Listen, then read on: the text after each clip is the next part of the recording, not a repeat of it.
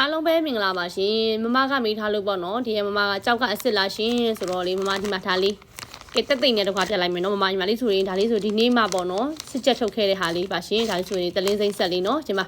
ညီမတို့မြန်မာလိုခေါ်ရကြတော့ပေါ့နော်တလင်းစိမ့်လို့ခေါ်ရဲကြောက်စစ်ချက်မှာကြာနှစ်ဖက်ချက်စီတိုနီဆိုပြီးမှထွက်တယ်ရှင်နော်မာဒီတစ်ဆက်စာလေးကိုလေစစ်ချက်ထုတ်ထည့်ပေးထားတာလေးပါရှင်မနော်ညီမလေးစီမှာလေးရောင်းတဲ့ကြောက်တွေအကုန်လုံးကလေတွင်းထွက်အစ်စ်တွေကိုပဲရောင်းပေးပါတယ်ရှင်နော်ဒီဟာဆိုရင်ညီမလေးရောင်းတာကတစ်ဆက်စာကိုမှလေ9000ရောင်းတာမှာလို့နော်ကြောက်စစ်ချက်ကကြတော့လေ4000ကျတယ်9000ရဲ့4000ကျမတို့3000ကျမယ်နော်မတို့ဒီပါလေမတို့ကြတော့လေမလေးကလေကြောက်စစ်ကတ်ကိုဗလဲကြောက်ကိုအစ်စ်ကိုပဲရောင်းပေးထားတဲ့စစ်ချက်မထုတ်ထားပြီးတာမတို့လက်ထရောင်းမှာစစ်ချက်ထုတ်ခြင်းနဲ့ဆိုလဲထုတ်လို့ရရနော်ဒီမှာဒီတစ်ဆက်စာလေးဆိုရင်ညီမလေးရောင်းပေးတာ9000လေးပဲညီမကြည့်အောင်ဒီ9000လေးဒီရဲ့စစ်ချက်ထုတ်ကလေးနဲ့ဆိုရင်ဒါ4000 4000ဆိုရင်မတို့နော်တသိန်းနဲ့မှ1000ကျသွားမှာပေါ့နော်အဲဆိုမတို့ဝယ်တဲ့သူလေးတွေများသွားမှာဆိုလို့ညီမလေးစစ်ချက်မလုပ်ထားပေးတာပါနော်ပြီးတဲ့ခါကျတော့လေး